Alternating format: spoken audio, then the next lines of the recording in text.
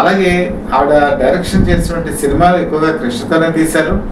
కృష్ణతో తీసినటువంటి సినిమాలన్నీ కూడా 80% సూపర్ డూపర్ హిట్స్ అయ్యాయి. క్రైమ్ ఎలిమెంట్తో సినిమాలు తీశారు, ట్రాజడీ స్టోరీతో సినిమాలు తీశారు, సోషల్ ఎలిమెంట్స్తో సినిమాలు తీశారు.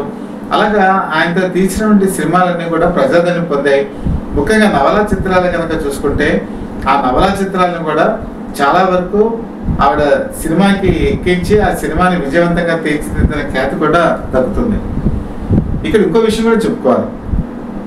ఇప్పుడు తిరుపతిలో పెళ్లి జరిగిన తర్వాత కేవలం కృష్ణ సినిమాలు పేర్లు పొందడమే కాదు, తొలినాళ్ళలో ఆయన ఇబ్బందులు ఎదుర్కొన్నాయని చెప్పాను కదా.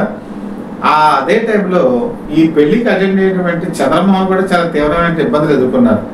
ముఖ్యంగా సినిమా ఇండస్ట్రీలో చాలా మంది పెద్దలు చెప్పింది ఏంటంటే చంద్రమోహనే వీళ్ళిద్దరికి పెళ్లి చేశారు, ఇందులో మేకప్ చీఫ్ మాధవరావు కూడా ఉన్నారు, వీళ్ళిద్దరూ కృష్ణకి నచ్చ చెప్పకుండా ఈ పెళ్లి చేయడంలో కీలక పాత్ర వహించారని చెప్పి ఒకనొక టైంలో ఈ పెళ్లి జరిగిన తర్వాత చంద్రమోహన్కి చాలా సినిమాలు బుక్ అయ్యాడు. ఒకసారి కారణం అంటూ లేకుండా ఆ సినిమా నుంచి వాటిని అందరినీ కూడా తొలగిస్తూ వచ్చాడు. చంద్రమోహన్కి ఫస్ట్ అర్థం కాదు ఏంటి కారణం ఏంటి, దాన్ని ఎందుకు సినిమా నుంచి తీసేస్తున్నారు.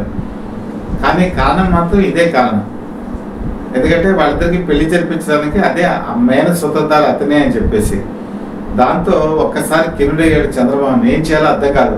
ఓ పక్క ఎన్టీ రామారావు వర్గం వాళ్ళేమో చంద్రమోహన్ బుక్ చేసుకోవట్లేదు, ఎందుకంటే కృష్ణ వర్గీయుడిగా అతనికి ముద్రపడిపోయింది. ఓ పక్కన ఇలాంటి క్లిష్టమైన తరుణంలో విజయనిర్మల కూడా ముందుకొచ్చి తను తీసేటువంటి సినిమాల్లో సాధ్యమైనంత వరకు చంద్రమోహన్కి అవకాశాలు కల్పించేవాళ్ళు. అలాగే కృష్ణ కూడా తన సినిమాల్లో చంద్రమోహన్కి ఎక్కువ అవకాశాలు కల్పించారు. తర్వాత అక్కినే నాగేశ్వరరావు కూడా తన సినిమాల్లో అన్నపూర్ణ స్టూడియోస్ బ్యానర్ మీద చంద్రమోహన్కి అవకాశాలు కల్పించేవాడు. అందుకే